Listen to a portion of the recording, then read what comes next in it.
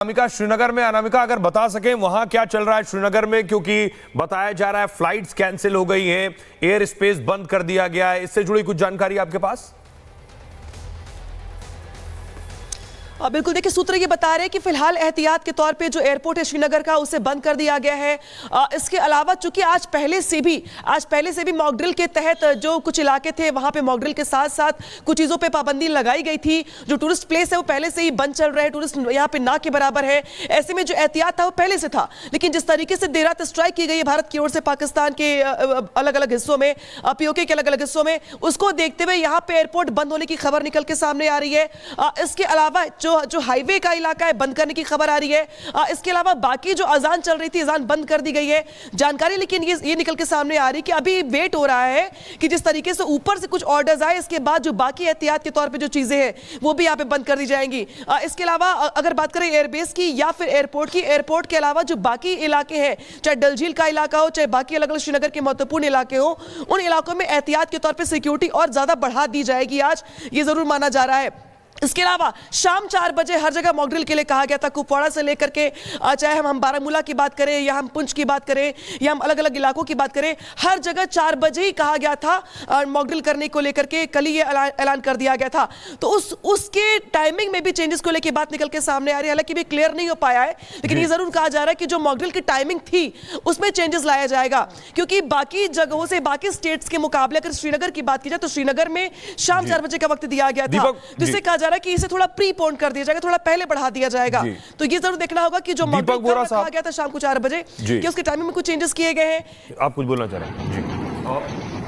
देखिए, ये जो मिसाइल्स हमने यूज किए हैं ये बहुत ही खतरनाक मिसाइल्स है। और हम कह रहे हैं पहले राफेल ने इनको यूज किया, तो हम पहले से कह रहे थे राफेल का जो खौफ था वो हमने अभी देखा है। तो भारत माता की जय, ऑपरेशन सिंदूर हमने जो लॉन्च किया उसमें हमने प्रिसिजन स्ट्राइक की है। और प्रिसिजन स्ट्राइक का मतलब होता है हम एक हॉट परस्यूट कर रहे हैं। देखिए, हम हमला नहीं कर रहे हैं, हम स्ट्राइक नहीं कर रहे हैं। इस मैसेज को बहुत क्लियर भारत दे रहा है पूरे विश्व को, और 5 देशों को उन्होंने समझा दिया है कि हमने हमला नहीं किया है, हमने वो अधिकार अपना यूज किया है जो हमें हॉट परस्यूट का अधिकार देता है। क्योंकि आपके पहलगांव टेरर अटैक में आपने उन टेरर कैंप्स का इस्तेमाल किया, वहां से उन्हें इनेबल किया, सपोर्ट किया, ट्रेन किया और उन्हें भेजा। तो वो 9 जगह जो हम स्ट्राइक कर रहे हैं वो अपने अधिकार क्षेत्र में रहते हुए, अपने दायरे में रहते हुए, कानून के दायरे में रहते हुए कर रहे हैं। और भारत एक शांतिबद्ध देश है, उसी हिसाब से ये मैसेज वो पूरे वर्ल्ड को दे रहा है। तो मेरा मानना है कि हम प्रिसिजन स्ट्राइक दम से कर रहे हैं। और अगर कोई पाकिस्तान दुस्साहस करता है तो हमारी एयर डिफेंस, हमारे कॉम्बैट एयर पेट्रोल, जो हमारे एयरक्राफ्ट सारे के सारे अभी स्क्रैम्बल्ड हैं, वो इसको पूरी तरह से तोड़ेंगे। और अगर कुछ दुस्साहस उन्होंने किया तो नौसेना, वायुसेना और जो एलओसी पे जो अटैक्स हो रहे हैं उनका मुंहतोड़ जवाब हम लगातार देते रहेंगे। तो कैप्टन कुमार, एक सवाल सीधा यही है, क्योंकि वहां से कहा जा रहा है कि हमारे ऊपर हमला हुआ है, हम इसका जवाब देने के लिए पूरी तरह स्वतंत्र है। पाकिस्तान क्या स्ट्राइक बैक किस तरह से कर सकता है? क्योंकि वो अपनी मंशा तो जाहिर कर रहा है, लेकिन वो ये भी जानता है कि इस वक्त अंतर्राष्ट्रीय दबाव उस पर हावी है। अगर आप जरा इस पर बताएं कैप्टन। बिल्कुल, देखिए, मैंने जैसा कहा कि ये लीगल फ्रेम में हम काम कर रहे हैं और इसके लिए हमने बहुत ही मैच्योर डेमोक्रेसी का अपना रोल अदा किया। हमने स्टेप अप की, धीरे धीरे हमने सारे चीज को किया। मैंने कहा था ये शांत युद्ध होने वाला है, और मैंने कभी ये नहीं कहा कि ये हमारी जमीनी लड़ाई है, ये जमीर की लड़ाई है। तो जब हम एक कॉन्सेंस से लड़ते हैं, हम एक सिद्धांत से लड़ते हैं, तो हम हमेशा ऊंचे दिखते हैं, और उस हिसाब से हमने ये काम किया है। तो लड़ाई जरूर हुई है, अटैक जरूर हुआ है, लेकिन हमने हमला नहीं किया है। हमने अपनी जगह पकड़ी है, अपने अधिकार क्षेत्र में रहते हुए हमने उन बातों को कहा है जो जरूरी था। और पाकिस्तान अगर बिचौटी नहीं दिखाएगा तो उसे फिर से मुंह की खानी पड़ेगी, जो वो 4 बार खा चुका है। तो मेरा मानना है कि इस समय बहुत ही पेशेंस की और एहतियात बरतने की जरूरत है सभी को, और ध्यान से समझना है, रेडी रहना है और अपने को पूरी तरह से प्रिपेयर रखना है। दीपक बोरा साहब, इस बीच खबर यह है, बड़ी खबर दर्शकों को बता दें, कतर एयरवेज ने बड़ा फैसला लिया है, पाकिस्तान जाने वाली उड़ानों पर रोक लगा दी है। इस तरह की खबरें कई और जगहों से आ रही हैं कि एयरलाइंस ने अपनी फ्लाइट कैंसिल कर दी है एयर स्पेस की वजह से। और दीपक बोरा साहब, मेरा सवाल आपसे ये कि जैसे भारतीय एनएसए ने अमेरिकन एनएसए से बात की और उन्हें बताया कि इस तरह की हमने स्ट्राइक की है, 9 स्ट्राइक की है और 9 अलग अलग जगहों पर। खबर यह है कि पाकिस्तानी एनएसए ने भी बात की है, तो वो बात करके बताएंगे कि भारत ने हम पर हमला किया है, भारत ने हमारे टेरर कैंप्स पर हमला किया है।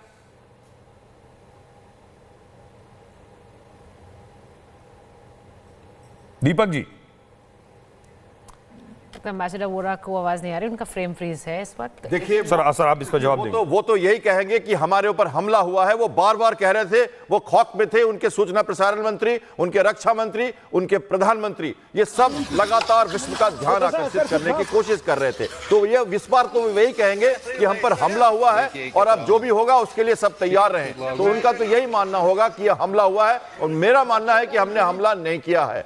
हमने वो किया है जो हमारे अधिकार क्षेत्र में है, जो जरूरी था। और इतना ही जरूरी नहीं है, और भी दूर तक हम जाएंगे।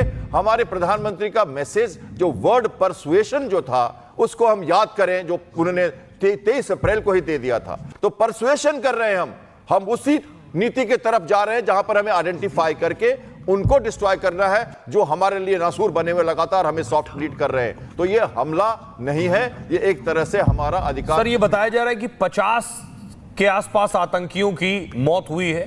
5 आतंकी ठिकाने पीओके में पूरी तरह ध्वस्त हो गए हैं और 9 टारगेट वायुसेना ने के सफल रहे हैं, जिसमें मुजफ्फराबाद, गुलपुर, सियालकोट, मुरीदके, बहावलपुर, बाग, कोटली, भीमबेर और चकमरू।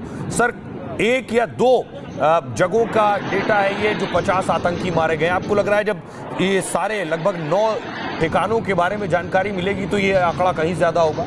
बिल्कुल ज्यादा होगा। जब प्रहार राफेल जैसे एयरक्राफ्ट से हो, स्कैल्प मिसाइल से हो, स्टैंड अलोन बॉम्ब से हो, तो ऑब्वियसली प्रिसिजन अटैक होगा और लोग मारे जाएंगे। देखिए, दूर से मार करने वाली ये मिसाइल जो फ्रांस से बनी हुई है, ब्रिटेन के सहयोग से, ये बहुत ही एक्यूरेट मिसाइल है। और इसका अटैक जब लगता है तो जो स्टेशनरी टारगेट्स हैं, बंकर्स हैं, वो डिस्ट्रॉय हो जाते हैं और बिल्कुल तहस नहस हो जाते हैं। तो ऑब्वियसली उन्होंने कुछ न कुछ प्रिकॉशन तो जरूर लिया होगा। लोगों को मूवमेंट कराई थी, जैसा हमारी इंटेलिजेंस और हमारे लोग कह रहे थे। उन्होंने कई जगहों पे अपने बंकर्स में से लोगों को हटाया था। लेकिन जब ये रात के अंधेरे में सरप्राइज अटैक हुआ है, जब उनको पता ही नहीं चला होगा, लोग सो रहे होंगे, तो उनके इसमें डैमेज होना लाजमी है और ज्यादा डैमेज जरूर हुआ होगा। कैप्टन, पिछली बार हमें याद है कि जब बालाकोट हुआ, उस समय जो इनिशियल रिएक्शन था पाकिस्तान का, वो झुठलाने वाला था, वो न मानने वाला था।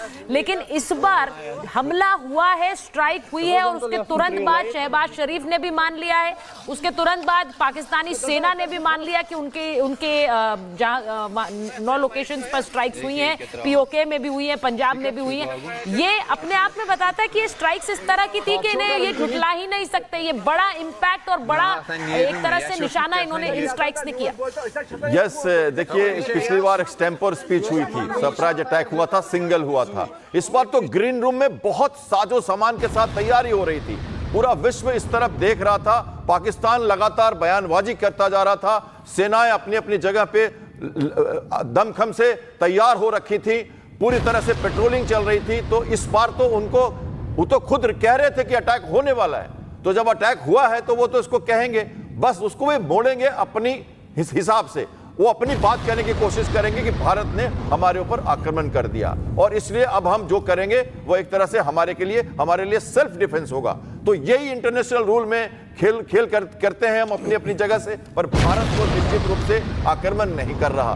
भारत ने अपने अधिकार क्षेत्र में रहते हुए हॉट परस्यूट का अपना अधिकार जताया है और उस जगहों को मारा है जहां हमें टेरर कैंप्स को खत्म करना है, ताकि हमारा कश्मीर अमन चैन के साथ रह सके। और जो पहलगाम का टेरर अटैक है, जहां हमारी माताओं बहनों के जिनकी सिंदूर गई है, उनके लिए ये एक तरह से कहिए कि एक हमारा एक पैगाम है और एक जय हिंद है। सर, लेकिन ये पाकिस्तान के लिए अच्छा नहीं है। कल रात तक हम चला रहे थे कि आज हम मॉक ड्रिल करने वाले हैं, तो पाकिस्तान तो इस उम्मीद में बैठा था कि कल ये मॉक ड्रिल करेंगे और उसके बाद फिर अटैक करेंगे। यही प्रोफेशनल आर्मी है, यही सरप्राइज है, यही मैन्यूवर है, यही टैक्टिक्स है, यही स्ट्रैटेजी है, यही तरीका है। हम बोलकर कुछ नहीं करते, देखना कुछ, करना कुछ। अगर हम करना नहीं कर सकते ऐसा, तो डिफेंस और आर्मी की जो स्ट्रैटेजी है वो मंजूर नहीं है। तो हम जब काम करते हैं तो इसी तरह से करते हैं। कई बार तो ऐसा भी होता है कि जब हम एक्सरसाइज मॉकअप ड्रिल करते रहते हैं, उसी समय दुश्मन अटैक करता है, क्योंकि आप उस समय अफरा तफरी में रहते हैं और पूरी तरह से प्रिपेयर्ड नहीं रहते हैं। तो ये कल होने वाला था हमारा मॉक ड्रिल, और उसका उपयोग हमने उसके पहले कर लिया। रात के 2 बजे सूचना प्रसारण मंत्री ने जब बैठक की थी पाकिस्तान की, तो अफरा तफरी में थे, हमने शायद वही समय चुन लिया। ये जिस तरह से ये स्ट्राइक्स हुई हैं कैप्टन कुमार, उसके लिए बहुत ज़रूरी था कि जो लोकेशंस जिनको स्ट्राइक किया गया उनकी इम्पोर्टेंट इनपुट, उनकी इंटेलिजेंस जो है वो हमारी सेनाओं के पास हो। तो वो भी इन दिनों में 22 तारीख के बाद जब वो घिनौना कांड हुआ, उसके बाद, उस हमले के बाद ये जो सिक्योरिटी इंटेलिजेंस के जरिए जुटाई गई ये इंटेलिजेंस के कहां लोकेशंस हैं जहां पर स्ट्राइक करना है और उसके बाद उनको कैसे कोऑर्डिनेट करके स्ट्राइक करना है, इतने दिन ये पूरी जो एक प्लानिंग थी वो हमारी आंखों के सामने एक तरह से होती रही, वो जो बैठकें थी उनके जरिए। बिल्कुल, देखिए इंटेलिजेंस गेनिंग जो है एक सतत प्रक्रिया है, ये लगातार चलती रहती है।